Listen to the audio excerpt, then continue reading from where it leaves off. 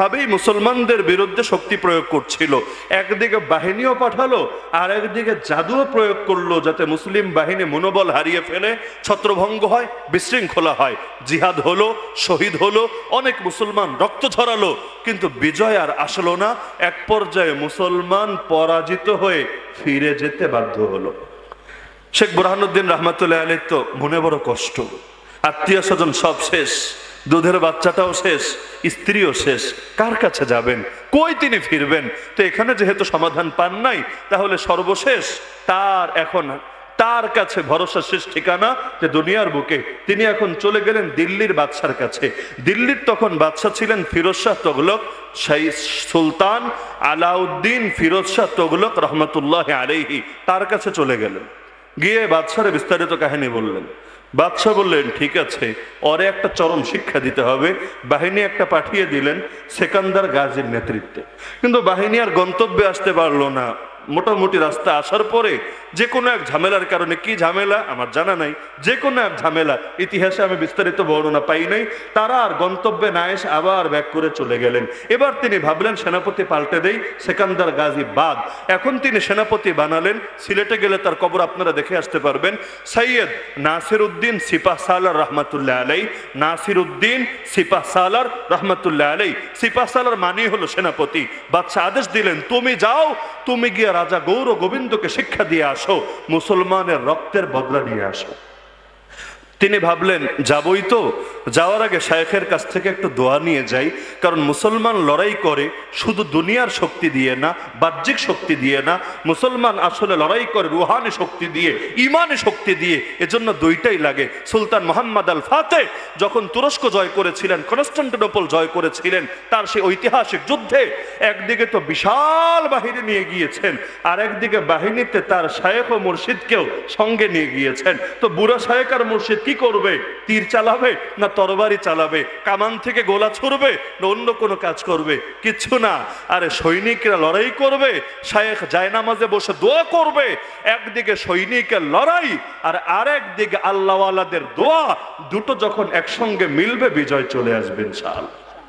আপনারা দাওয়াত তাবলীগের সাথী ভাইদেরকে দেখার কথা, দেখবেন যখন গাছতে বের হয়, মানে তাবলীগে যান বা না যান, আপনাদের মসজিদেও দেখার কথা, দেখবেন যখন সাপ্তাহিক গাছতেও বের হয়, কোনার মধ্যে একজন দুইজনটা দোয়ায় বসায় যায়, দেখেন নাই?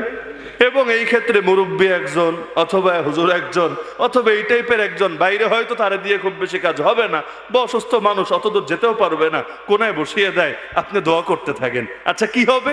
এই লোকটা এখানে দোয়া করলে বাইরে যারা গিয়েছে কি ফায়দা? তাদের বয়ান ভালো হবে, নাকি তাদের কথায় ফুল আর মিষ্টি বেশি ঝরবে?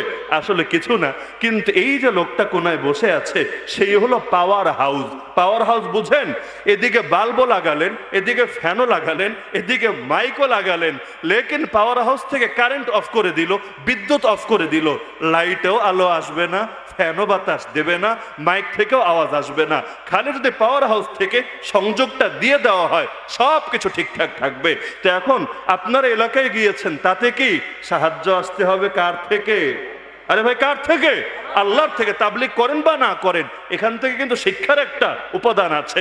সাহায্য আসতে হবে আল্লাহর থেকে। তো তোমরা 8 জন গেল না 10 জন না 20 জন, এটা বিষয় না, কিন্তু 1 জন আর 2 জন যদি কবুল করিয়ে নিতে পারে, আল্লাহ তাআলা পুরো এলাকায় হেদায়েতের বাতাস চালু করে দেবে। তো এখন তিনি দোয়া নিতে চলে গেলেন তার শায়েখের কাছে। তার শায়েখকে নাম বললে সবাই চেনার কথা, সুলতানুল আউলিয়া খাজা নিজামুদ্দিন রহমতুল্লাহ আলাইহি। নাম শোনেন নাই? হয়তো আপনারা এভাবে শুনেছেন, খাজা নিজামুদ্দিন আউলিয়া। আউলিয়া আসলে তার নাম না, আউলিয়া আবার ব্যক্তির নাম হয় কেমন? তার মূল নাম হলো নিজামুদ্দিন। তো খাজা নিজামুদ্দিন, আর তিনি যেহেতু ওলিদের শিরোমণি, এজন্য বলা হয় সুলতানুল আউলিয়া। যেমন ইমাম ইজ্জুদ্দিন বিন আব্দুস সালাম রহমতুল্লাহ আলাইহিকে বলা হতো সুলতানুল উলামা, মানে সব আলেমদের মাথার তাজ, আলেমদের শিরোমণি। বলবেন আলেমদের শিরোমণি মানে কি? মানে হলো, একটা ঘটনা শুনলে বুঝবেন। তার জামানায় বাদশা ছিল সুলতান রুকনুদ্দিন বাইবার্স রহমতুল্লাহ আলাইহি, মুসলমান বাদশাহ। এক যুগে ছিলেন গোলাম, পরবর্তী যুগে হয়েছেন বাদশাহ। কিন্তু এত শক্তিশালী বাদশাহ, আরে কিসের হালাকু খানের সেই মঙ্গোলীয় বাহিনী, কিসের খ্রিস্টানদের সেই ক্রুসেডার বাহিনী, কিসের মুসলমানদের বিভিন্ন বিদ্রোহী বাহিনী, কেউ পাত্তাই পায় না তার কাছে। এমনকি ইসলামী বিশ্বে সর্বপ্রথম খেলাফত পতন হওয়ার পর যিনি পুনরায় খেলাফত প্রতিষ্ঠিত করেছেন তার নাম সুলতান রুকনুদ্দিন বাইবার্স রহমাতুল্লাহ আলাই। এত পাওয়ারফুল এক শাসক, তিনি বলতেন আসমানের নিচে জমিনের উপরে আমি কাউকে ভয় করি না, না হালাকু খানকে, না কোনো খ্রিস্টানকে, না কোনো মুশরিকরে, না অন্য কাউকে, সিরেফ একজন ব্যক্তি ছাড়া। অবাক করা ব্যাপার না? এত পাওয়ারফুল বাদশাহ যিনি কখনো যুদ্ধে হারেন না, যার সামনে কেউ টিকতেই পারে না, কচুকাটা হয়ে যায়, তিনি বলেন আসমানের নিচে জমিনের উপরে